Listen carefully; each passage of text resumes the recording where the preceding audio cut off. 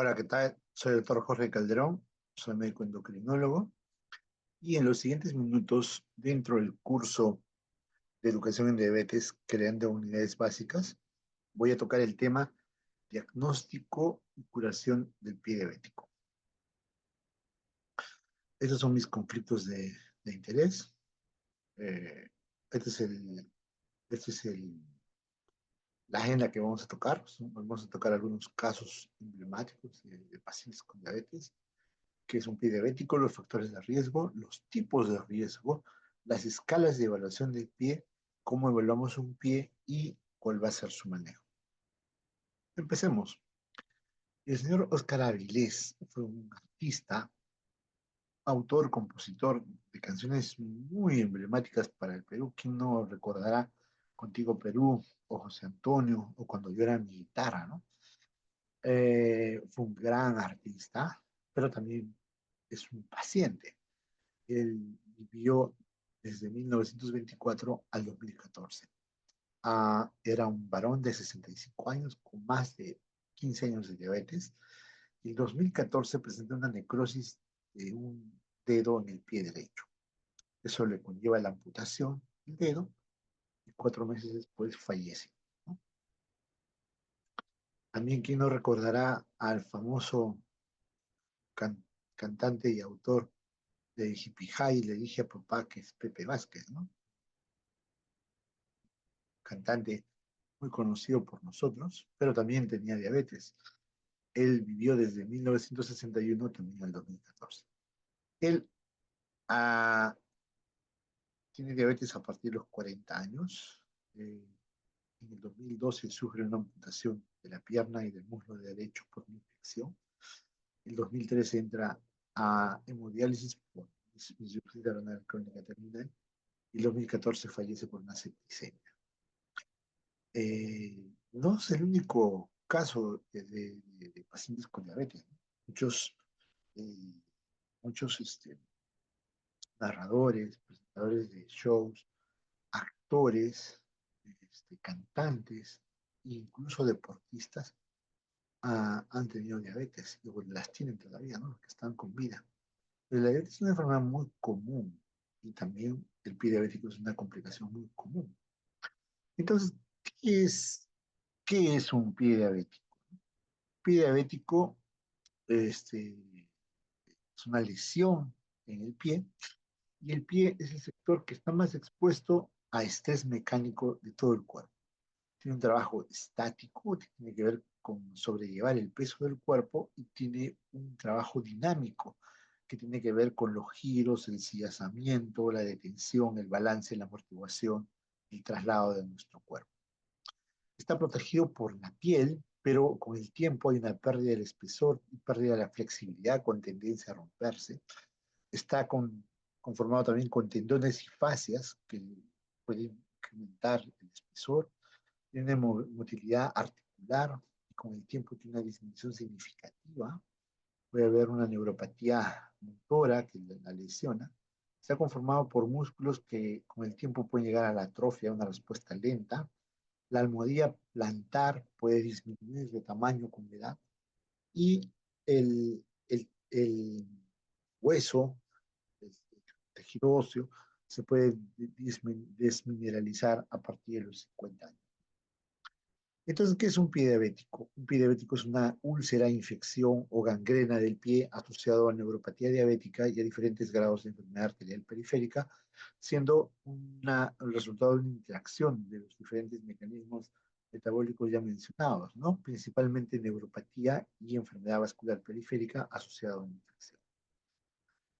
La Organización Mundial de la Salud define el pie diabético como una infección, ulceración y destrucción de los tejidos profundos de la extremidad inferior que están asociadas a alteraciones neurológicas de nivel hoy y diversos grados de enfermedad vascular periférica. El pie diabético es una complicación crónica de la diabetes, la cual puede llegar a la amputación del pie del paciente y ocasionalmente la muerte. También provoca incapacidad temporal o definitiva y por su evolución va a representar un alto costo en el tratamiento para el paciente, la familia y el sistema de salud. La, la fisiopatología del pie diabético es que un paciente con diabetes hace neuropatía y vasculopatía. La neuropatía provoca lesión motora, sensitiva y autonómica y esto provoca que se formen callos. Esto a su vez, por una falta de sensibilidad y una poca respuesta autonómica, va a provocar úlceras. Y la vasculopatía también provoca microangiopatía y enfermedad vascular periférica que te puede llevar a la isquemia, que también puede llevar a la úlcera. Esta úlcera posteriormente se puede complicar con una amputación, ¿no?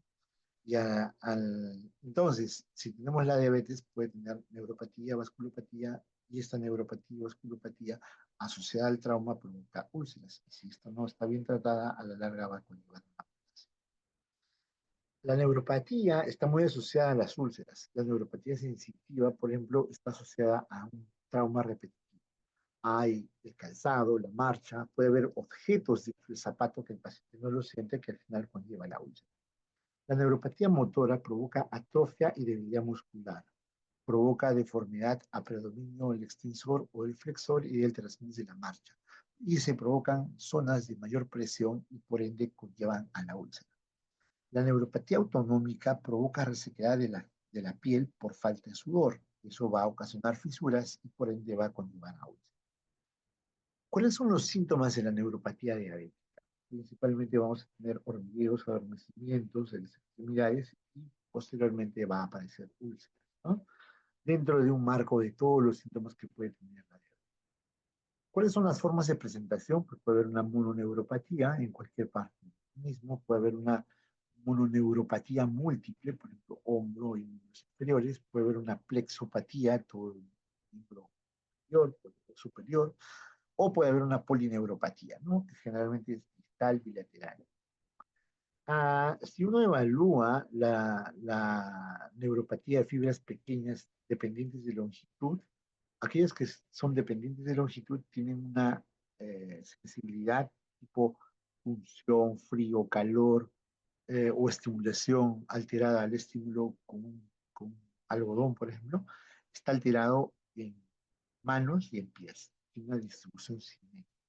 En cambio, cuando se lesiona fibras pequeñas, no dependientes de longitud, puede haber una sensibilidad que está en parches, en el tronco, en el brazo, en la cara, en las manos y también usualmente no es simétrica, ¿no? Como la que sí es dependiente de longitud, que sí es. Los síntomas de la neuropatía diabética son dolor, quemazón, punzón en las manos, en los pies, y la sensación puede ser de ardor, hormigueo, descargas eléctricas, piquetes o un frío doloroso.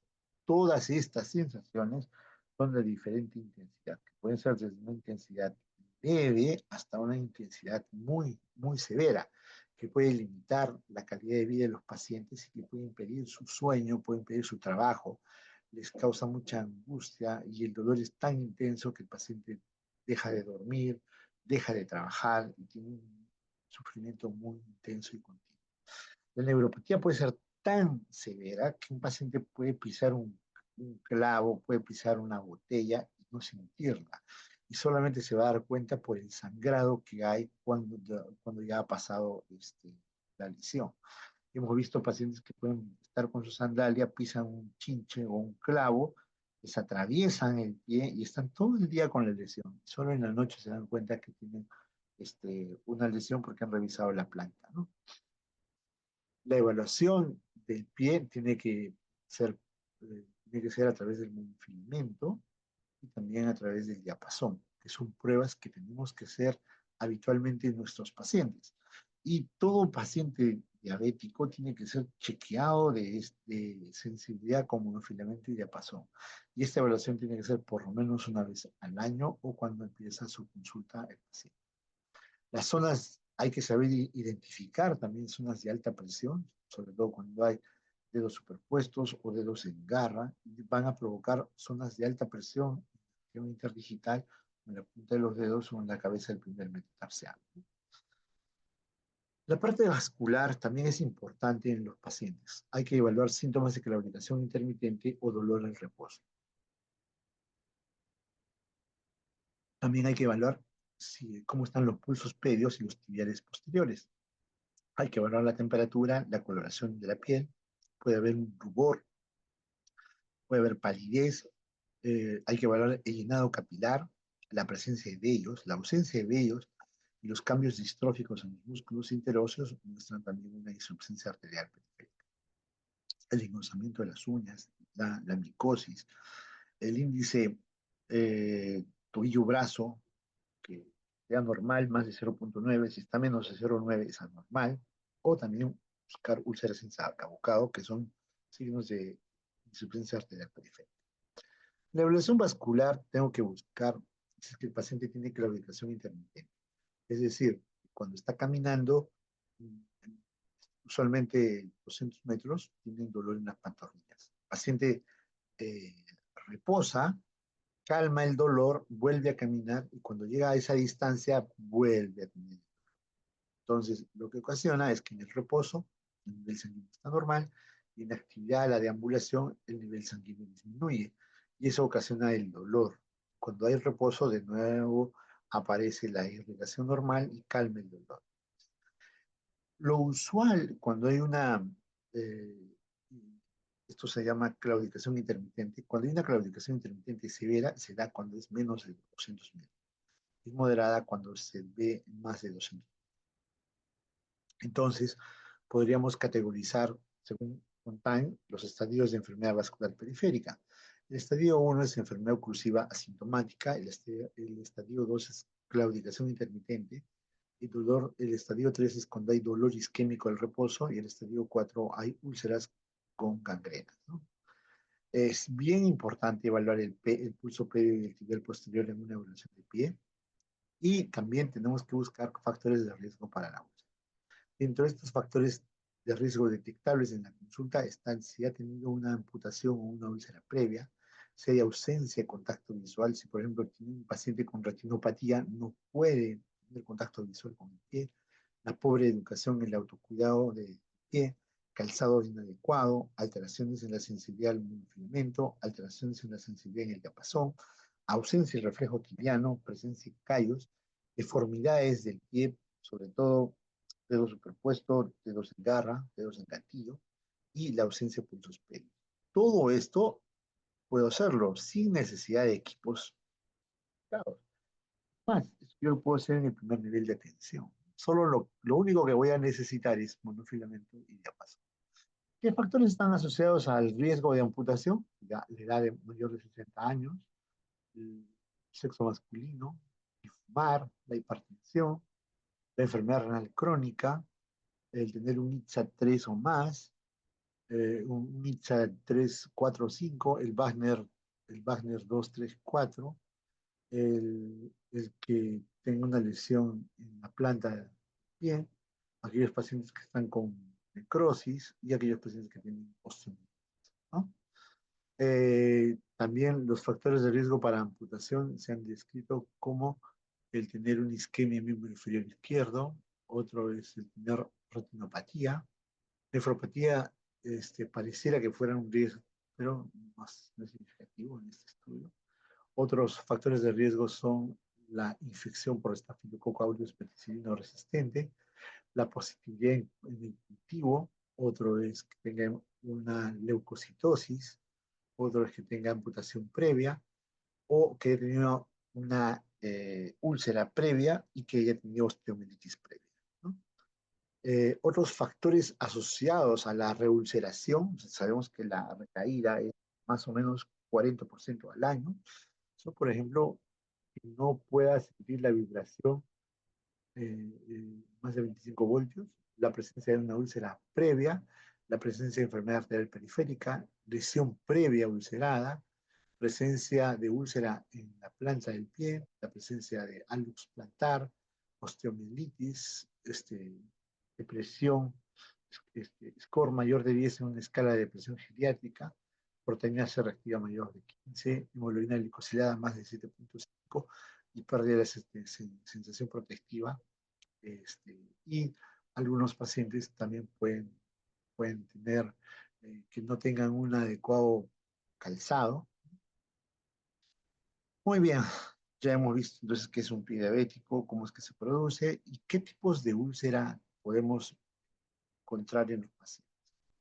Hay dos tipos de úlcera, la úlcera neuropática y la úlcera isquémica. Acá tenemos una úlcera neuropática y una úlcera isquémica, ¿no? Generalmente el pulso en la neuropática es palpable, el dolor es indoloro, pero es neuropática, está en zona de presión, tiene callo abundante en su alrededor y el flujo está presente o aumentado.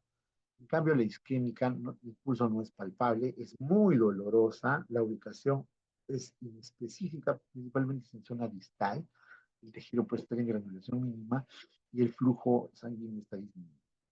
Otras características de la neuropática es el color es rosado, el aspecto es húmedo, tiene callo, el lugar es la planta, tiene un pronóstico favorable, es un pie grueso, los dedos están deformes, la temperatura del pie es tibia, los pulsos palpables, puede haber gangrena secundaria, los metatarsos son prominentes y los síntomas del paciente es adormecimiento, hormigueo, calambre, sensación irritada o sensación de inquietud.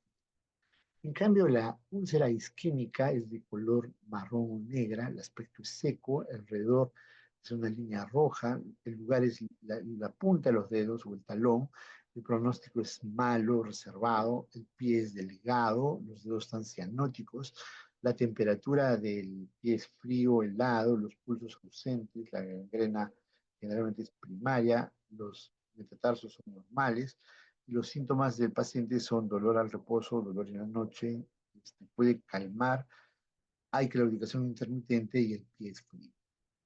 Entonces tenemos úlceras neuropáticas, en su mayoría son, eh, en nuestro medio, la mayoría también son neuropáticas.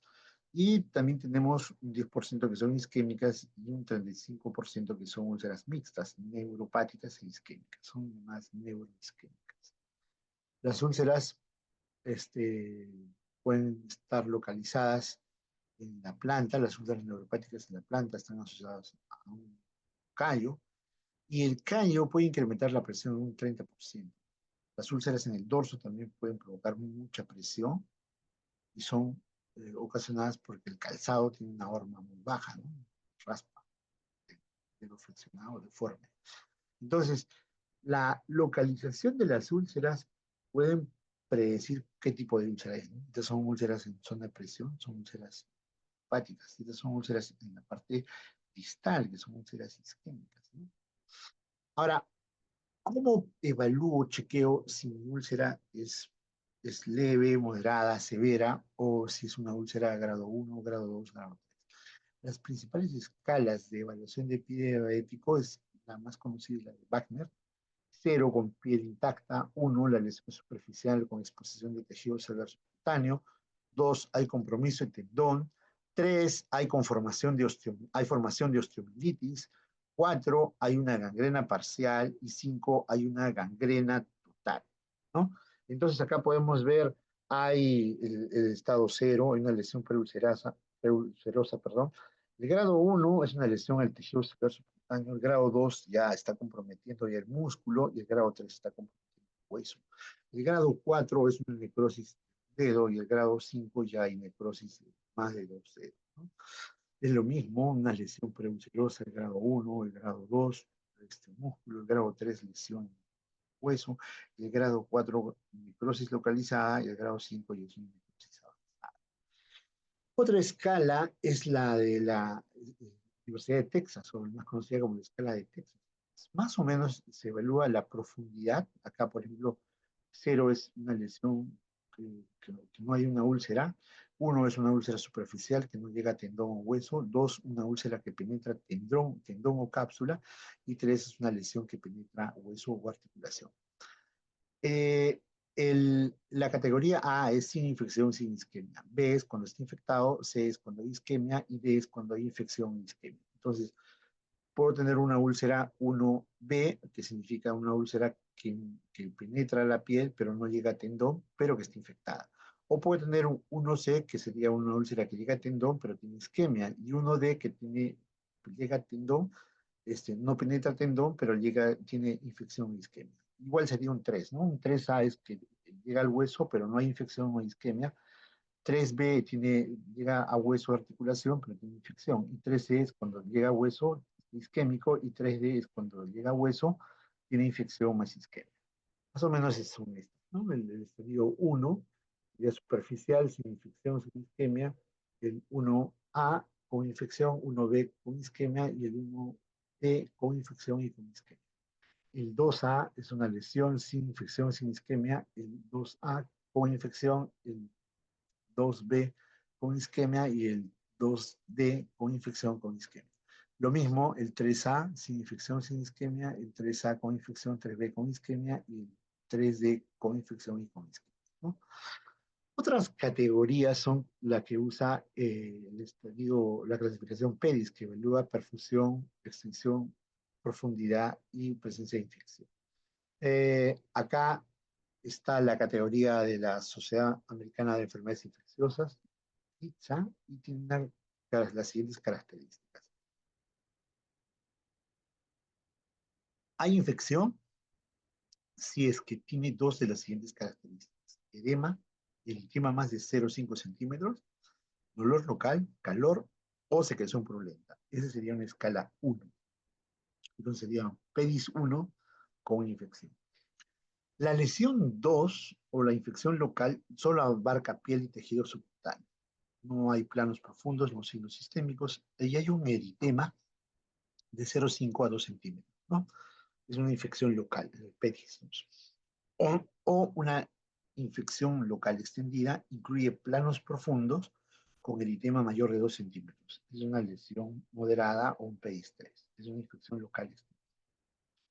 Ya la infección severa es aquella que tiene síndrome de respuesta inflamatoria sistémica, en lo cual tiene que haber dos de los siguientes: fiebre, temperatura mayor de 38 o temperatura menor de 36, frecuencia cardíaca mayor de 90, frecuencia respiratoria mayor de 20 o leucocitosis mayor de 12.000 o leucopenia menor de 4.000, ¿no? Cuando hay dos de estas variables más la presencia de un pie diabético, es una infección severa, ¿no? Es un PD4. Entonces, acá tenemos sistematizado también la categoría ITSA con grado PEDIS. Infección leve es ausencia de signos sistémicos y hay presencia de secreción purulenta con dos signos de inflamación. Infección moderada, hay celulitis de más de 2 centímetros sin absceso, linfagitis, osteomelitis. Y la infección moderada grave, hay una celulitis de más de 2 centímetros con absceso, linfagitis, arteritis, osteomelitis. El grado 4 es cuando hay infección acompañada a signos sistémicos de toxicidad como fiebre, vómitos, leucocitosis, taquicardia, poliemia, ¿no? Hay otra escala, que es la escala Saint-Élian, que evalúa varias variables. Se hace una sistematización, por ejemplo, de la localización de la herida, si está en falange, metatarso, talón, el aspecto, si es dorsal, lateral o más de dos áreas, el número de zonas, si está en una, dos, tres zonas de herida, si hay isquemia, si es leve, moderada o severa, si hay infección, si es leve, moderada o severa, si hay edema, si es sin edema localizado en la zona de la herida, si es unilateral o bilateral, si hay neuropatía inicial avanzada o una neuroartropatía de Charcot. Se evalúa la profundidad, si es superficial, parcial o total, o sea, la gangrena de todos los planos. Si el área es menos de 10 centímetros, entre 10 y 40 o más de 40 centímetros. Y también se evalúa si está en fase de epitelización, cicatrizado, está en granulación, está todo eritematoso, o si está en fases de inflamación, con secreción purulenta abundante. Y entonces tú sumas, ¿no? Cada una de estas variables tiene un puntaje. Acá tiene 3, 3, 3, acá 3, 3, también 3. Acá hay 1, 2, 3, 4, 5, 6, 7, porque acá hay 21 puntos como máximo, o puedo tener también puntaje mínimo, ¿no? Y la profundidad igual, acá también cada uno tiene 3 puntos, o sea, serían 30 puntos. Entonces, una lesión grave es cuando tiene de 21 a 30 puntos, una condición de riesgo con alto chance de pérdida de la extremidad y la vida, independientemente de la eficacia del tratamiento. O sea, es un alto chance. El grado 2 tiene entre 11 a 20, es una condición de riesgo de pérdida parcial o total del pie. El pronóstico depende de la eficacia del tratamiento, ¿no? Y menos de 10 es una úlcera que tiene un buen chance de cicatrización exitosa y va a tener poco chance de amputación. Entonces, el ITSA me sirve de pronóstico Así tengo un ITSA 21 más, es un ITSA grave, perdón, es un Sanelian grave. Si tengo entre 11 y 20 es un Sanelian moderado y menos o igual a 10 es un Sanelian leve. Si es un grave, alto chance de amputación eh, de pie o de mortalidad. El 11B es un chance parcial de amputación. Menos de 10 es un buen pronóstico. Además, tenemos que evaluar el pie diabético. Tenemos que evaluar por lo menos una vez al año y tengo que evaluar cuáles son los factores de riesgo de mayor frecuencia en mi paciente. Tengo que evaluar si hay síntomas de neuropatía, puedo usar de repente la escala de Michigan, del NDS, tengo que evaluar los reflejos, la sensibilidad vibratoria con el diapasón, la sensibilidad al monofilamento, o también tengo que evaluar la sensibilidad dolorosa con un alfiler, ¿no? Ese es el monofilamento que se aplica en el dorso del primer dedo o en la cabeza del primero, tercero y quinto metatarsiano. Tengo que evaluar los pulsos, evaluar si hay claudicación intermitente, si hay pulso pedio-tibial posterior presentes, la temperatura, coloración de la piel, evaluar el llenado capilar, la presencia de vellos, cambios distróficos en los músculos, en los esteróceos, en las uñas. Y tengo que evaluar también cómo está el índice tobillo-brazo. Ah, puedo hacer una evaluación vascular no invasiva, ¿no? Puedo hacer, por ejemplo, el índice tobillo-brazo y lo normal es que sea mayor de 0. También podría usar la presión transcutánea de oxígeno en la parte distal, pero requiere otros equipos. Y de la forma como se evalúa la, la, el índice tobillo-brazo. Además, puede evaluar los tipos de onda que tiene el pulso. Puede ser, usualmente son bifásicas o pueden ser monofásicas, ¿no? Los, se evalúa generalmente el femoral, popliteo, tibial posterior y el pene. Y otra cosa que al examen de pie diabético tengo que evaluar cómo está, ¿no? Si hay uñas micóticas, distróficas, escamadas, pues se queda en la piel, si hay dedos en martillo, dedos en garras, si hay dedos superpuestos, si hay amputación previa, juanetes, si hay pie de Charcot, si hay úlcera aguda o si hay una gangrena, ¿no? Tengo que evaluar con el monofilamento en estos 3 puntos y con el diapasón tengo que ver si la respuesta es normal o no. Debo evaluar el pulso pedio y tengo que evaluar el pulso tibial posterior.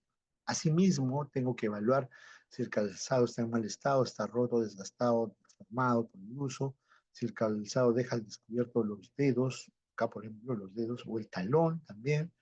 Tengo que ver si el calzado es demasiado ancho, que no permite un ajuste adecuado. Tengo que evaluar si el calzado con un tacón es más de 2.5 centímetros de taco, que es inadecuado. Sí, y también tengo que evaluar si el calzado tiene posturas o imperfecciones en su interior que pueden favorecer los roces y la presencia. Entonces, voy a tener acá, en fin, el otro aspecto importante es cómo manejar o cuáles son las intervenciones más importantes en el paciente con pie diabético. Una de las principales es que yo tengo que hacer alivio de presión, desbridamiento, antibiótico terapia, mejorar el flujo vascular, amputación preventiva y probablemente usar otros tratamientos alternativos si es que tengo buena evidencia y están a mi alcance y son de bajo costo. Lo principal es aliviar la presión.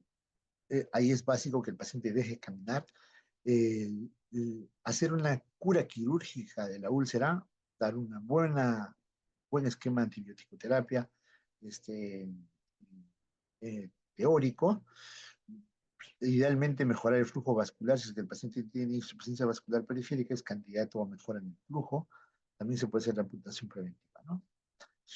Ah, para, para tener una idea de qué antibiótico dar, tengo que saber que es una úlcera leve, cuando la infección es local, solo afecta a la piel, tejido celular subcutáneo, tiene una celulitis menor de 2 centímetros alrededor de la úlcera, ¿no? Entonces, una úlcera moderada es cuando la infección local tiene celulitis más de 2 centímetros alrededor de la úlcera.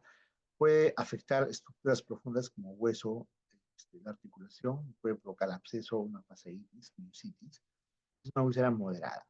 Una úlcera grave es cuando tiene una lesión en el pie localizada con signos de sepsis, fiebre, taquicardia, polipnia, leucocitosis o leucemia. Tiene que tener dos de estas. Entonces, si mi úlcera es leve, moderada o grave, dependerá de mi esquema terapéutico. Entonces, el otro punto que tengo que hacer es el desbridamiento oportuno y rápido, ¿no? Esta es una atención de un pie diabético en el primer nivel de atención, en una campaña que hicimos con Norte. Fíjense cómo el paciente llega con lesiones incluso hasta el tendón y la podemos limpiar. Para eso solo hemos necesitado un suero fisiológico, gasa y un bisturí. Igual acá, un paciente de varón de 60 años que tenía una lesión en el primer dedo y luego limpiamos esta zona crótica y quedó así. Y posteriormente fue el personal del primer nivel de tensión, el cono norte, que seguía curando y finalmente esta herida cicatrizó. Eso fue un tratamiento oportuno. Y acá usualmente el paciente ha demorado días en acudir al establecimiento. ¿Qué pasa si demora más? Ocurre esto, ¿no? Hay necrosis, puede haber una gangrena en el cuarto dedo. Y este era el caso de una señora de 65 años del Cono Norte que el traumatólogo no la quería operar porque su glucosa estaba alta. Y la mandaban a que la vea su médico de diabetes porque decían que mientras no controle la diabetes no le iban a operar. Luego, el médico de diabetes, su centro de salud le decía, no va a bajar porque está infectado y hasta que la infección continúe, la glucosa va a seguir. Y así estuvieron pasándose a la paciente de un consultorio a otro por más o menos 3 semanas. Y el dedo seguía más. Estaba primero una úlcera, luego isquémico. Y cuando llegamos a la campaña de pie diabético en Cono Norte, dijimos, bueno, trae tu paciente. Lo trajeron y lo amputamos, ¿no? Entonces, luego le dimos tratamiento antibiótico y finalmente desarticulamos la falange. Finalmente ese paciente evoluciona de manera adecuada, ¿no? Ahora, ¿qué pasa si la lesión demora más de 15 días? Un paciente que tiene 58 años ha pasado cerca de 40 días en llegar al hospital, en llegar a la unidad epidemiológica. Hemos hecho un tratamiento de la lesión, ha tenido una amputación del segundo dedo, pero tiene síntomas de poca irrigación. Tiene chance de que también este dedo o se gangrene, ¿no? Vamos a esperar cómo van los siguientes días, porque esto ha sido en esta semana. Entonces, como pueden ver, a mayor tiempo de acceso a un centro de atención de pie diabético, el pronóstico es peor y el tener un acceso oportuno en una unidad de pie diabético define la severidad y el pronóstico de tu pie, ¿no? Es como que si yo tengo un infarto, un miocardio, y tramito la referencia y contrarreferencia, me voy a pasar 3 semanas en hacer la referencia a un infarto. En 3 semanas ese paciente ya probablemente tenga una insuficiencia cardíaca o ya haya fallecido. Lo mismo pasa en el pie. Tiene que haber esa sensación de urgencia. Tiene que ser una referencia rápida y oportuna para que tengamos, en vez de tener este paciente, seguramente empezó así, ¿no? Con una lesión pequeña, localizable, fácil de manejar. Ha pasado varios días y la lesión ha avanzado. Y eso no solamente pasa en el primer nivel de tensión o en la etapa de referencia. Hemos visto con mucha pena que en hospitales, ya sea Fuerzas Armadas, Salud, incluso MINSA, cuando un centro hospitalario no maneja una unidad de pie diabético, puede el paciente llegar en esta etapa y le pueden dar el medicamento más caro que hay en el CIS, le pueden dar insulina, le pueden hacer sus análisis, su radiografía, pero no le curan el pie. Pasa 3, 4 días y de lo que está así, el paciente evoluciona así. O puede llegar incluso a comprometer todo el pie. Y si no hay unidad de pie diabético, cuando ya el paciente ya está así, pasa el traumatólogo y con razón le dice, no hay mucho que hacer, lo que vamos a hacer es una... Entonces, vemos muchos casos en los cuales con un tratamiento rápido y oportuno se podría evitar las amputaciones. Entonces, el tratamiento oportuno es muy importante. ¿Cuál es la etiología de las infecciones en el pie? Es una celulitis. El género más común es Staphylococcus aureus o Streptococcus beta hemolítico. Si es una úlcera no tratada con antibióticos, Staphylococcus aureus, Streptococcus beta hemolítico. Y si tengo una úlcera tratada con antibióticos o de larga evolución, acá puedo tener Staphylococcus aureus resistente a meticilina, Streptococo, Enterococo, Enterobacterias, Pseudomonas, Corynebacterium, Candida. Y si ya mi paciente tiene una fasciitis necrotizante, generalmente es una lesión polimicrobiana con cocos gram positivos, gram negativos, enterobacterias y aerobios y anaerobios. Entonces, la antibiótico terapia será si es una lesión leve, puedo usar amoxicilina clavulánico y de alternativa una quinolona como levofloxacina o clindamicina o cotrimoxazol o linezolid. Y si tengo una herida moderada o grave, puedo usar ertapenem, daptomicina, linezolid o glucopéptido.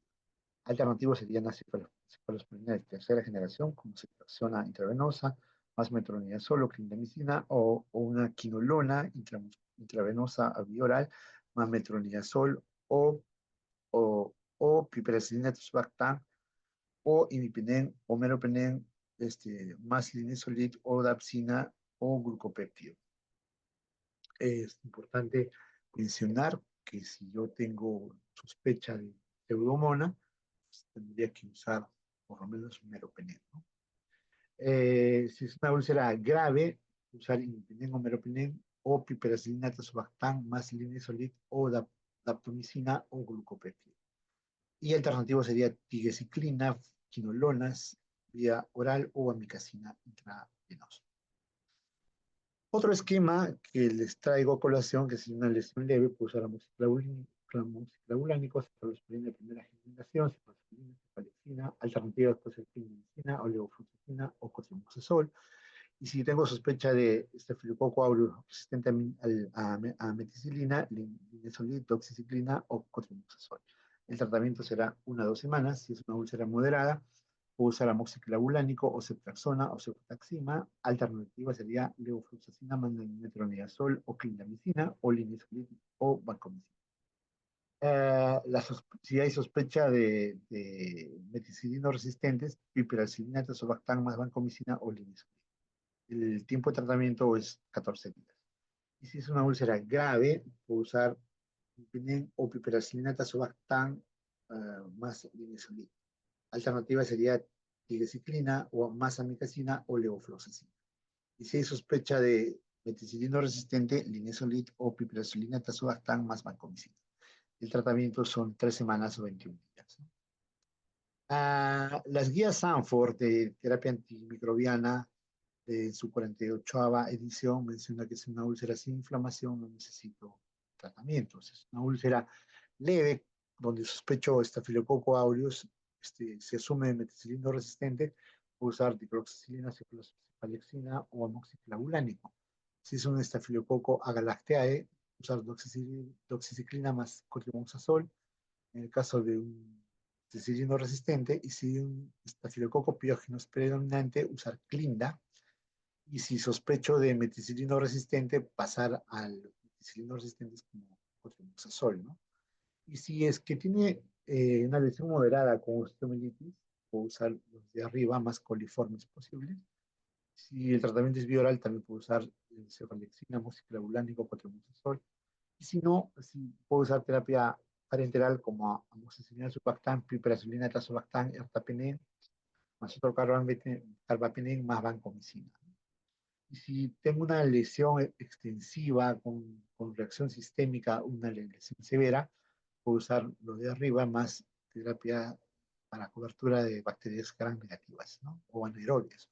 Acá la terapia parenteral es vancomicina más beta-lactámico, una inhibidor de beta-lactamasa, o vancomicina más impenem más meropenem. Otras alternativas es tapsubciclina o linezolid más vancomicina, o ciprofloxacina, levofloxacina o astronam más metronidazol para beta-lactamasas o inhibidores de beta-lactamasas.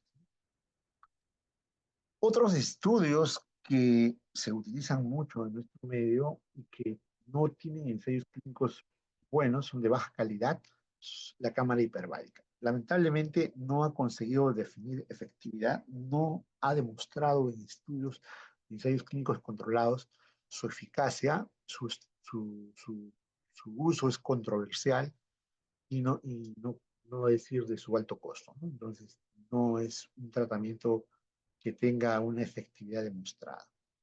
Lo que sí ha demostrado efectividad, si es que inmoviliza la articulación del tobillo, son las descargas no removibles de zapatos de inmovilización, los famosos walkers, que se pueden utilizar cuando el paciente tiene la lesión, y lo que no ha demostrado, esto sirve para la descarga, ¿no? Lo que tampoco ha demostrado eficacia es las descargas removibles con algodón prensado, ¿no? Esto no hay una evidencia de ensayos clínicos controlados que demuestren que tenga una efectividad en mejorar la descarga. Y finalmente mencionar que el pie diabético es una complicación frecuente en los pacientes con diabetes, que debemos buscar siempre neuropatía y enfermedad vascular periférica en todos los pacientes que vamos a evaluar, y que mínimo una vez por año estos pacientes tienen que recibir su evaluación. Lo segundo que tenemos que hacer con un pie es que si hay una úlcera tenemos que clasificarla y tratarla oportunamente. Tratarla oportunamente significa que la debo de debilitar, que debo dar tratamiento antibiótico oportuno, y que si el paciente requiere un tratamiento de una unidad de pie diabético más especializada, debo derivarla de manera oportuna, porque esto es como una emergencia. Entonces, finalmente, para un correcto manejo de estos pacientes con pie diabético es clave una atención integral del mismo, que incluye el seguimiento, la continuidad de los cuidados en la atención primaria y en la atención especializada en unidades especializadas de pie diabético. Hay unidades de pie diabético en el primer nivel de atención que han demostrado efectividad. Hay centros, como Centro de Salud México, el Centro de Salud Condevilla, por ejemplo, por hablar solo de dos, que manejan sus pies, curan sus pies, y cuando hay una necesidad de una amputación, una evaluación, una debilitación más avanzada, pues coordinan con la unidad de pie diabético del Hospital Loaiza y los manejamos y luego los volvemos a su establecimiento. Los pacientes felizmente han ido muy bien, ¿no? Entonces, ya sabemos que el pie diabético es una enfermedad frecuente, que tenemos que buscar lesiones, evaluar los factores de riesgo, evaluar la úlcera, clasificarle y darle un tratamiento oportuno, con inmovilización, desbridamiento y tratamiento antibiótico oportuno. Y que tengo que tener un seguimiento de estos pacientes. No es un paciente de una curación y adiós, sino es un tratamiento de larga data. Un pie diabético leve te puede demorar entre 15 a 20 días. Un moderado te puede durar fácil entre 1 a 4 meses. Y una úlcera severa te puede durar entre 3 a 6 meses la cicatrización. A veces hemos logrado cicatrizar de esas úlceras de 6 a 10 meses, pero la atención es continua, ¿no? La educación al paciente es continua. No necesito que esté hospitalizado todo ese tiempo, sino puedo tener entre 10 a 15, 20 días de hospitalización, lo curo, saco de la sepsis al paciente y ya lo manejo de manera. Muy bien, muchas gracias por su atención. Recuerden que si tienes diabetes, debes cuidar tus pies, porque solo hay un par para toda la vida, no hay otro, no hay recambio. Tenemos que protegerlos. Muchas gracias. Este es mi correo y mi WhatsApp para cualquier duda o comentario, y será hasta otra oportunidad. Hasta luego.